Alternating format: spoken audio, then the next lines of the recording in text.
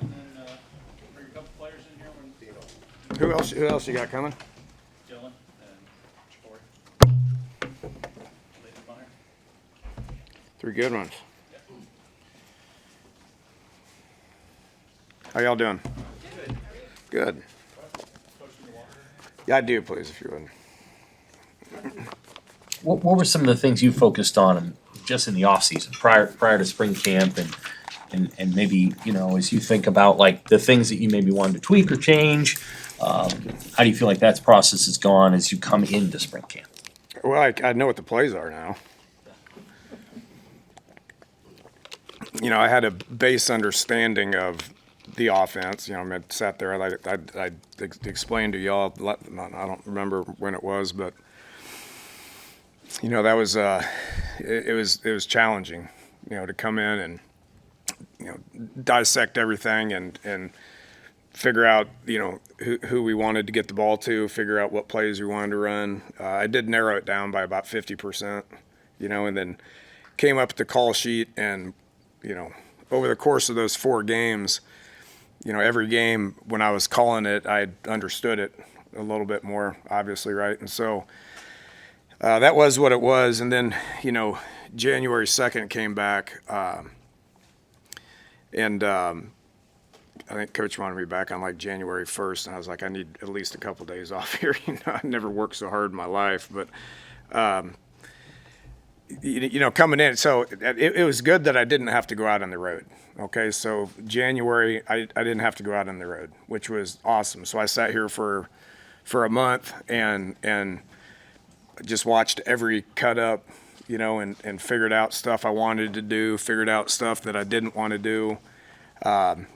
There's subtle changes in terminology. There's subtle changes in, whether it's sets or plays or whatever, but the majority of it's going to stay the same. I mean, we have good coaches here. This is a good scheme.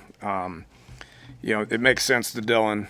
It makes sense to Coach Raiola, which from an O-line perspective is incredibly important.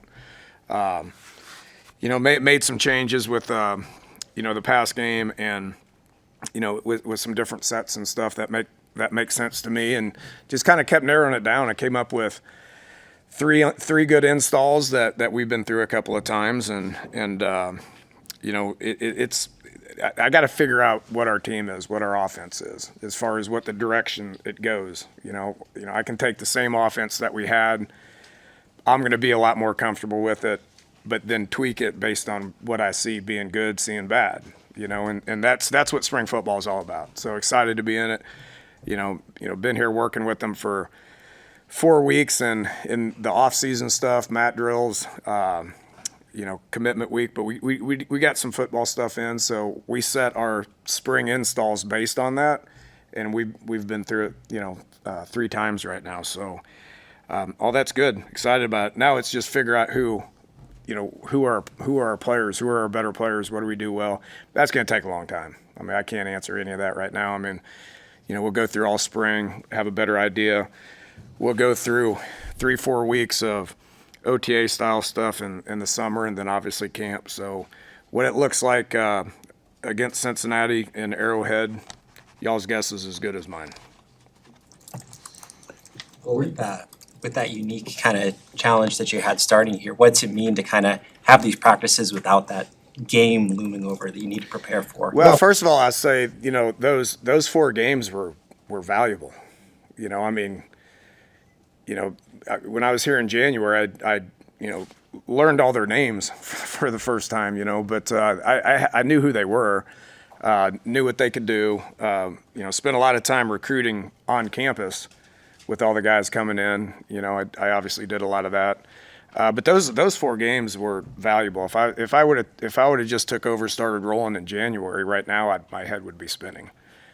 So I can't explain how valuable that time was, that 4 weeks. Although it was challenging, man, I was so happy I did it. I was glad I did it. Glad Coach Rule gave me the opportunity to do it.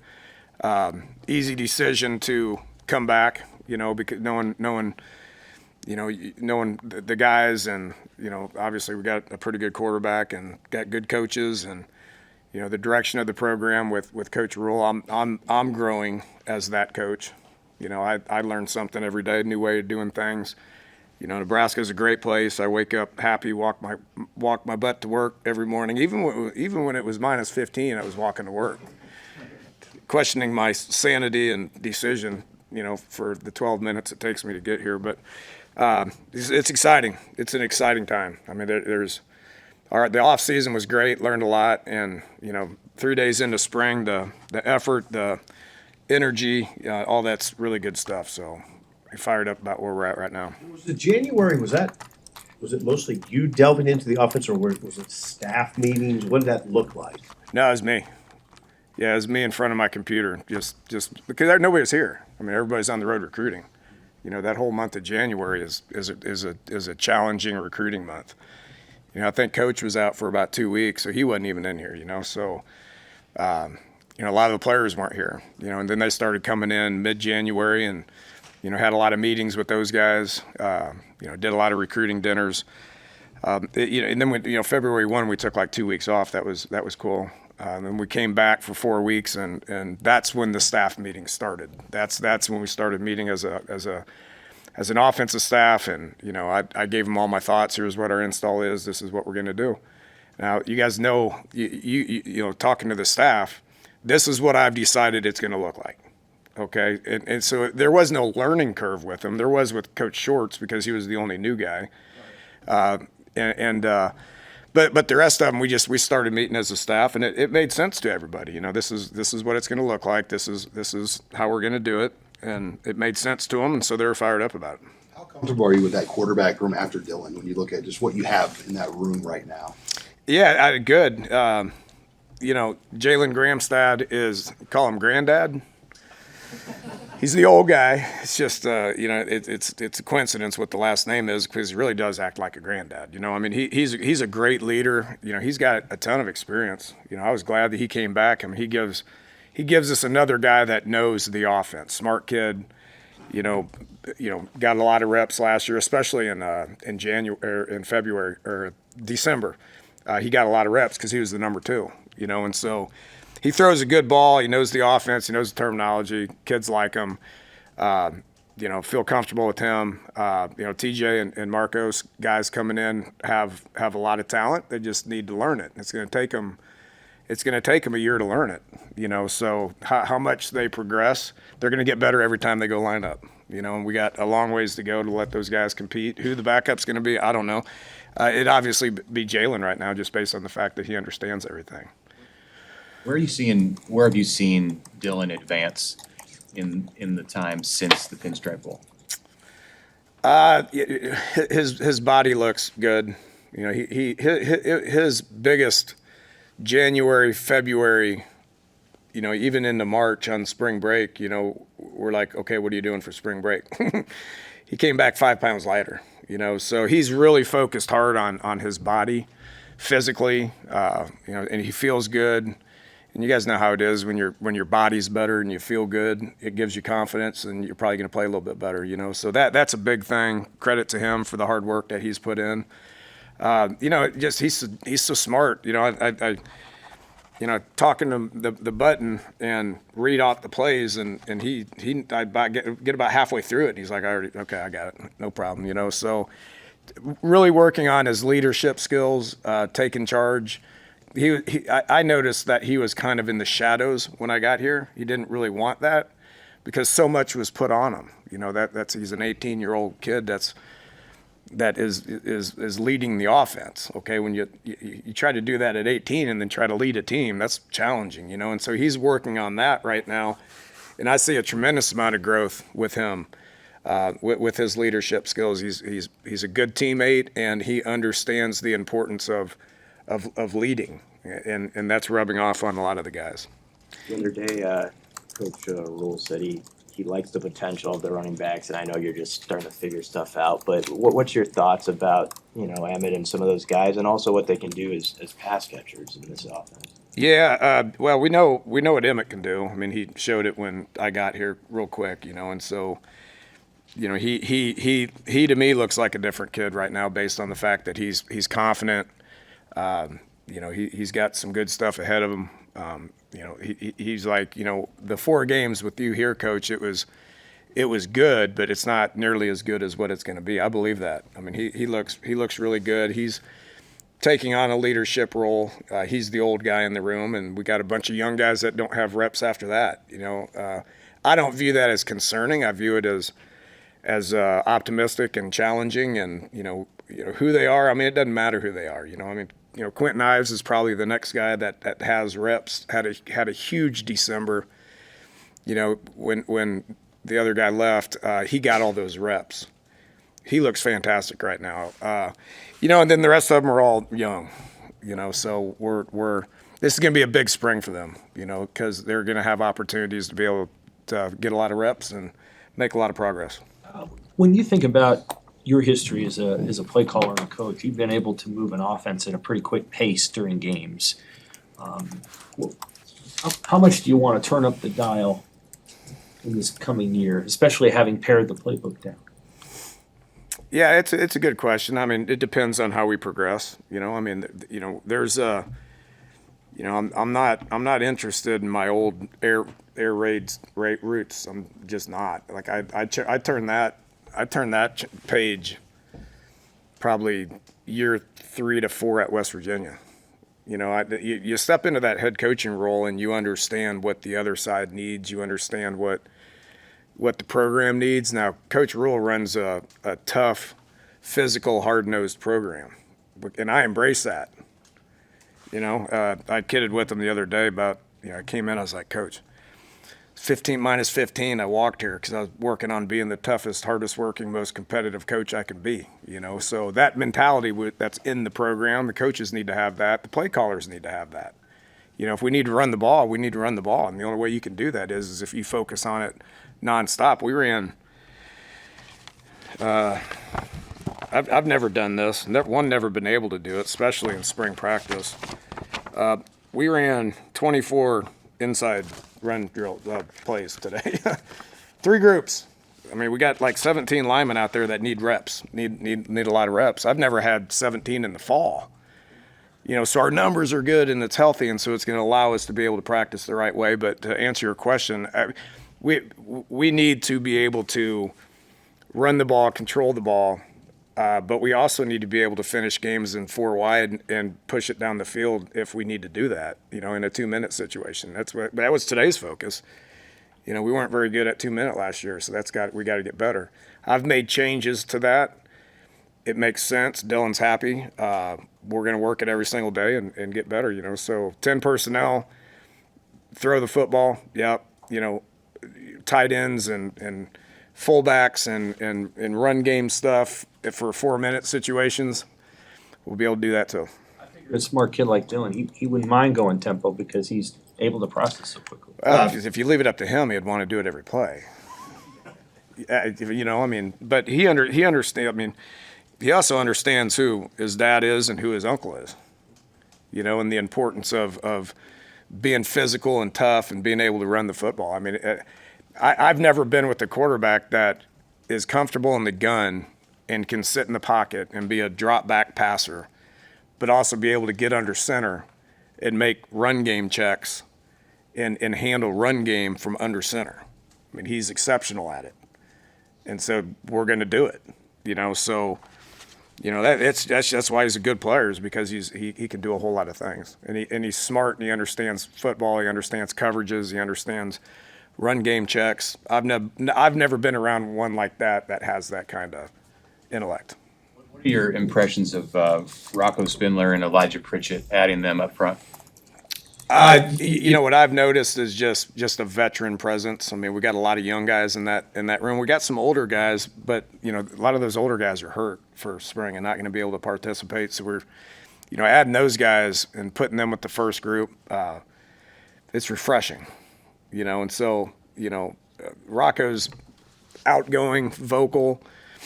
We'll talk. We'll coach the other guys, even though he's kind of just learning, but he understands football fronts, run game, protections. Elijah doesn't talk. They're 2 different kids, but you're bringing big bodies with experience and presence that we desperately needed up front.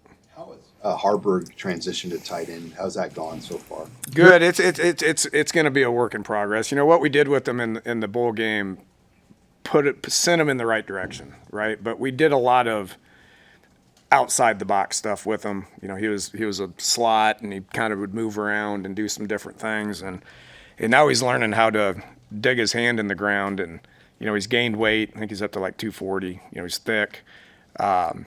It's slowed him down probably a little bit, but it's good. You know, he's learning the technique aspect of, you know, being in the box and understanding things, you know, and playing with pad level, and also being able to get outside the box and do some different route stuff. So, he's comfortable doing that. But, you know, running routes, when it's contested, which the closer you get inside, the more it's going to be contested and you got to work through stuff. You know, it's still a work in progress, but I like where he's at. Great kid, hard worker, man. Just, you know, he's really going to help us with that. And they confirm, is Carter Nelson, is he going to play tight end when he's back, or will he stay at receiver? He's eventually going to get there. He's going to get big. I mean, he's 6'5" and 220 pounds right now, or whatever he is. You know, like when we started, I think it's December. You know, we moved him to Sat's room for the bowl stuff, and he was starting to like learn the tight end stuff. And like 2 days into it, he got a stinger. It knocked him out for like 2 weeks. And so I was like, just play inside receiver and let's get through the bowl game. You know, unfortunately had to have surgery, so he's not going to be able to work that stuff in the spring. We'll be back in summer, but he will be in Sat's room, and he's extremely talented, can be about as good as he wants to be. What's it been like coaching with Coach Schwartz again and reuniting and sharing the field with them? Oh, he's it's like second nature. I don't even think about it. I just know what's happening. You know, he knows what I want, and so he just gets it done. You know, that receiver room looks different. It looks different, you know, but I'm pleased with every one of the ones that we brought in, and I don't want to talk about them, you know, but you know, Jacory's Jacory. Jacory's got the experience. You know, he's confident. You know, him and Dylan know exactly what's going on. The other guys, it's a work in progress when it comes to, you know, getting the timing down. But they all look good. They look explosive. They got ball skills. There's going to be some competition battles, and that's going to be fun to watch. When did you know that DeKeel would make a good coach? When he ran a 4.7.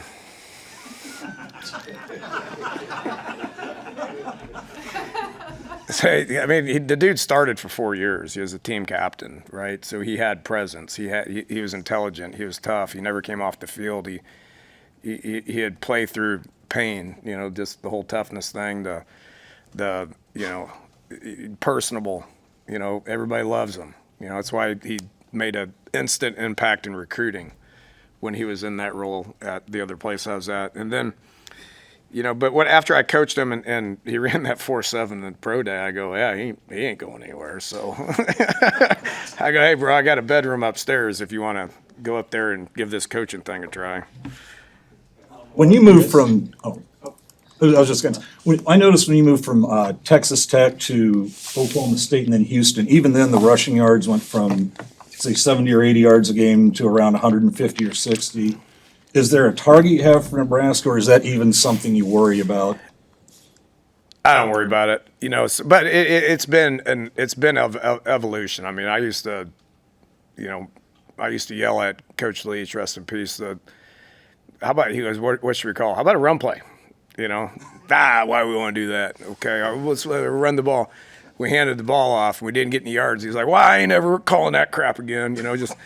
And taking the OC job at Houston, my good friend Kevin Sumlin said, I want you to do everything you're doing, but we got some run game stuff. But it's out of spread, but it's the whole motion run game stuff. That's when it kind of started a little bit. Going to Oklahoma State, Gundy was tough, physical, tight ends, fullbacks, run the ball, good backs. Had 3 backs that were all NFL players. So, you know, we went up to – Whedon threw for 4,500 yards, but Kendall Hunter had 15. You know, in West Virginia, transitioned to, like, the first 2 years, Gino, Tavon, Stebbin, all those guys, we threw it a lot. And then we didn't have those guys. And so we really started focusing on run the game. That's when the gap schemes came, the, counter, power, true duo, inside zone stuff. Learned a lot of run game and did that a lot. Had 1,500-yard rushers at West Virginia. So it's always been a focus, and I don't put a number on it because I know how to practice it. And then you get into the game, and what are they giving you? If they want to take away the run, they can take away the run. I mean, we're just throw the ball all the time. If they want to take away the pass, then we're going to run the ball. So it's always a cat and mouse game, chess match, whatever you want to call it, as far as what those yardage end up. I got goals for our offense, but it's not how much rushing yards or how much passing yards or any of that. It's more about efficiency, first downs, third down conversions, touchdown in the red zone, things that matter. To me, yardage doesn't matter. All good? Yards per play matters. All right, guys.